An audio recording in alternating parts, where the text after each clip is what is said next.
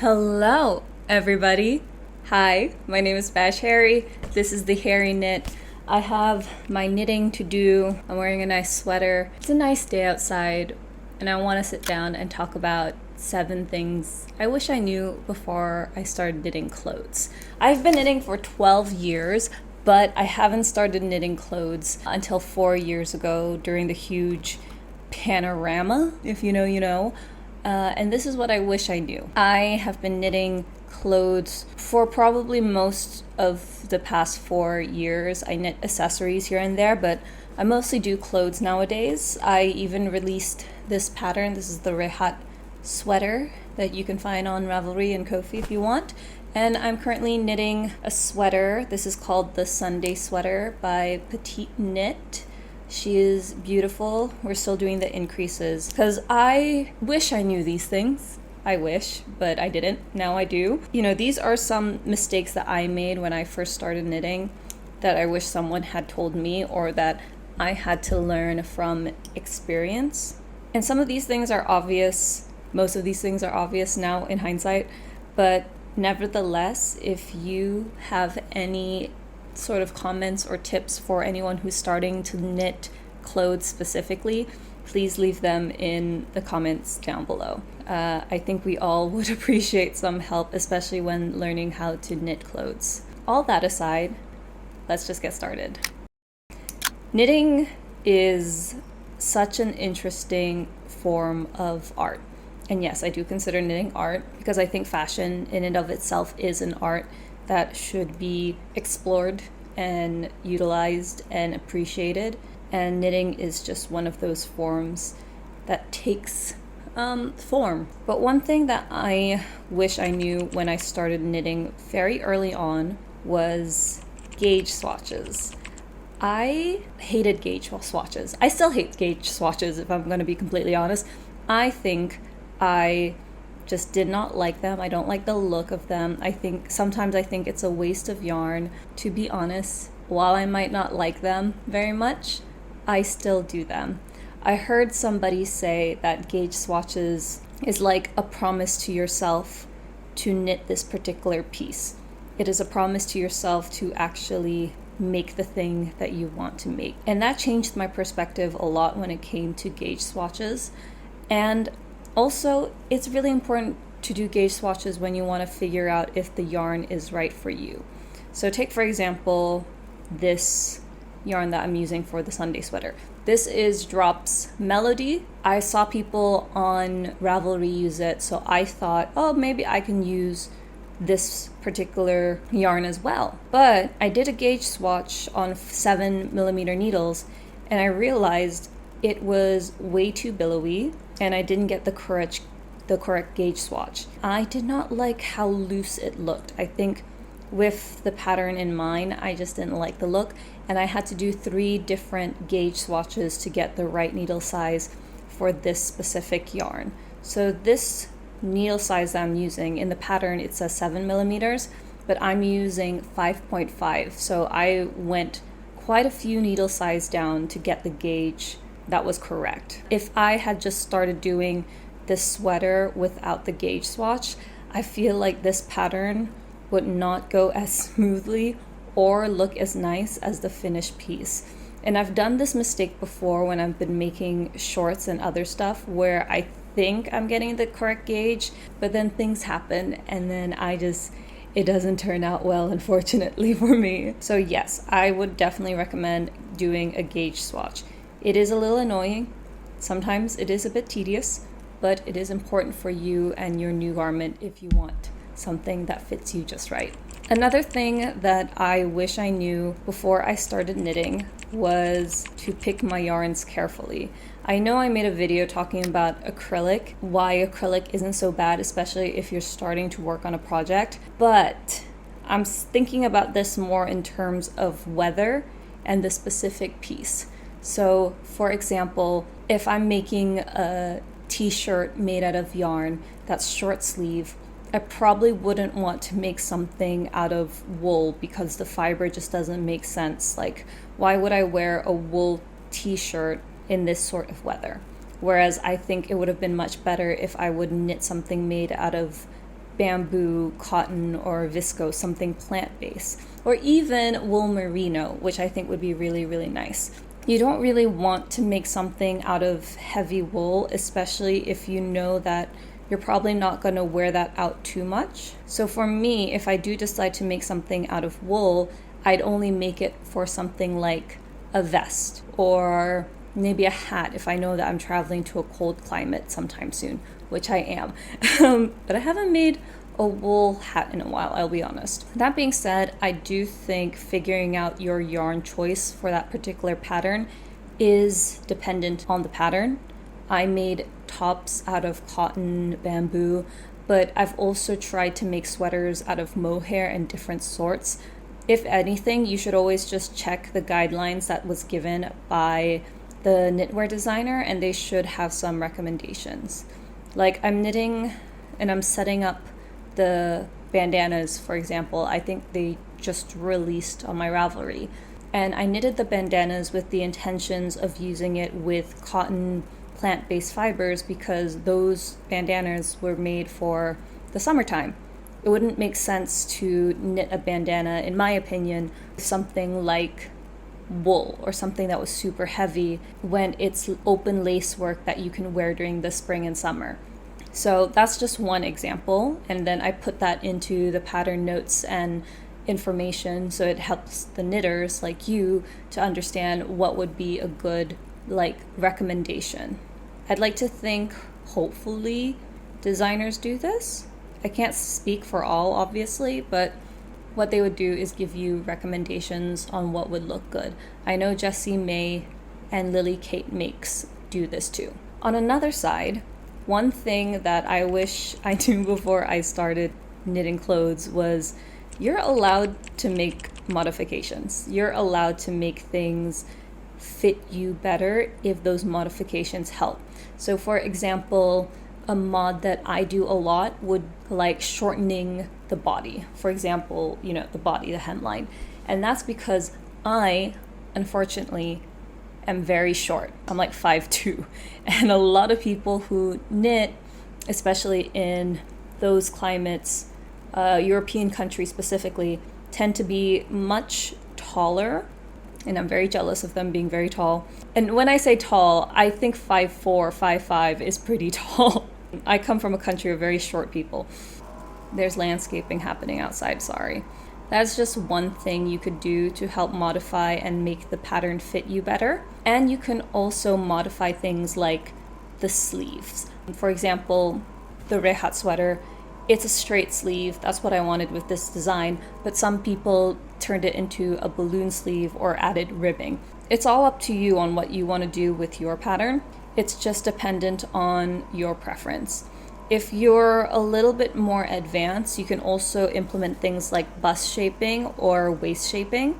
I've done waist shaping before. I quite like the look of it.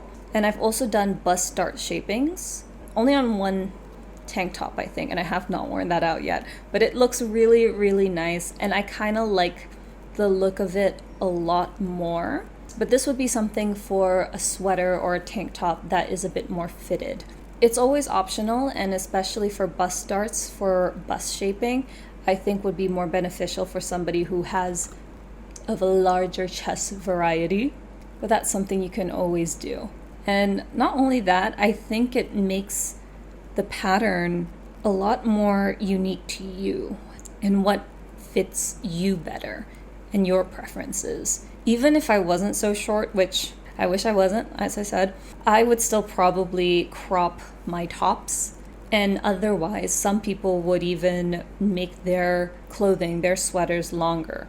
I think it's like a Gen Z thing. Yes, I'm claiming myself as Gen Z, even though I'm like 27. I claim myself to be Gen Z. I'm totally okay with people who want to modify my designs to suit them better. If they have a longer torso, they might want to lengthen. Oh no! You know what? I am going to keep it here. That kind of works. Whoopsies. Anyway, I lost my train of thought. I'm so sorry. I think it's perfectly okay to modify a design, especially because it ultimately, at the end of the day, is going to be worn by you or whoever you're making it for.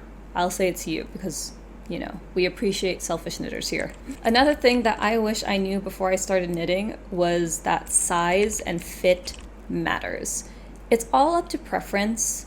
Things can be oversized. What is positive ease? What is negative ease? You want something that's more fitted, or it has negative ease, so it's really tight on the skin. Figure out what the designer intended. So did they want it to be a very drapey look on you, like the Rehat Sweater, for example? Or do they want something that is a lot more fitted, like, for example, a tank top that would probably be a lot more fitted and close to your body? Things like that really helps understand what the fit and the design are going to look like ultimately. And that's really important, especially if you're knitting clothes for yourself or you're just starting out, because you don't want to end up knitting something that is way too oversized. I have made stuff that have been way too big or way too tight, whereas if I just read the pattern or just understood what the designer wanted, then I could have saved myself a lot more time and a lot more effort, and then not having to start again. So usually I follow the pattern, but I do accommodate the pattern based on the yarn that I'm using. So take, for example, the Jessie May Designs, I forgot what it's called, but it's a colorwork top, and I absolutely love it. I would have been a size S in that pattern, the size 2. But because I was knitting it on cotton, I decided to go for an extra small because I wanted to wear something a little bit smaller, and I don't necessarily always like the look of oversized on me personally. But that's just my personal preference.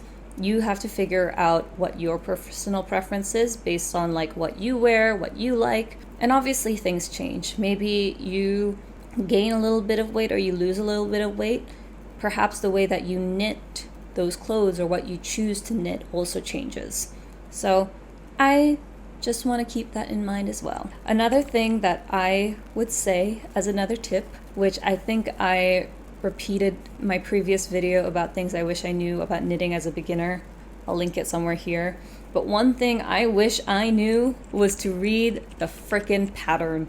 I would have not wasted so many times trying to figure out things in my brain if I just read the pattern like everyone should do. For the love of God, please read the gosh darn pattern. A good knitwear designer will provide all the necessary details for you to make the garment and help you along your journey while making the piece. I think it's really important, both as a knitwear designer and as a knitter, that all the information given is like really genuinely helpful advice. So for example, pattern notes, construction, schematics I feel like are really important to me so I can visualize the pattern easier. Length, garment, etc. That helps me with blocking as well. Like I know this is supposed to be this length. If I made it slightly shorter, I can just always block it to make it like longer, etc., etc. So that's important for me. And yes, it can be a little bit more expensive as a pattern, but I think if you want a pattern like smooth and easy, and it's probably like maybe $10 or maybe $2-3 extra than what you wanted to spend, I honestly think that it's worth it, especially if it helps you provide the information that you need to make the pattern. So that's why I appreciate Jessie May Designs and her work, because she charges a little bit high. Admittedly, I think some of her patterns are like $10 to $12, but I know that her designs are really well thought and that they provide all this information that I really need to help make something that I wear often. And that's probably why I wear a lot of her patterns out and about, because they're just so comfy. Another thing here that I have, I think this is number 6. I'm reading through my laptop. It's more of a reminder to myself than anything else. I always get stressed out. I'm knitting something and it's just not turning out well, or I'm getting too stressed out knitting this particular piece of clothes because it's not sitting well with me, or it just doesn't fit as well as I wanted to. But instead of thinking it's myself to blame, I want to take a step back and think, is this really worth it for me, all this stress? 9 times out of 10, it's not. I can block it, it's fine. Or I can just frog it and start all over. It's okay. Take the time to really enjoy the process of knitting. Hand knitting like this is an inherently slow process. A sweater can take you weeks to a month to finish, and that's okay. I think enjoying the time to knit and really just focus on your piece, even mindlessly, really is helpful for your mental health. And that's why I started knitting. It was because I needed something to take my time off of like social media and other stuff, because I think I was too focused on other things. So knitting for me, while yes, I can get a really beautiful pattern out of it, is one way for me to just de-stress and focus my mind. My battery died while I was like mid talk, but I think that's okay. I only had like one thing I wanted to talk about. I finish up this video anyway, because I think it's also getting long. I'm just yapping right now. There's one more thing I want to talk about before I finish this video. I said 6 things. I want to finish on the 7th thing that I wish I knew before I started knitting clothes. If all else fails, block.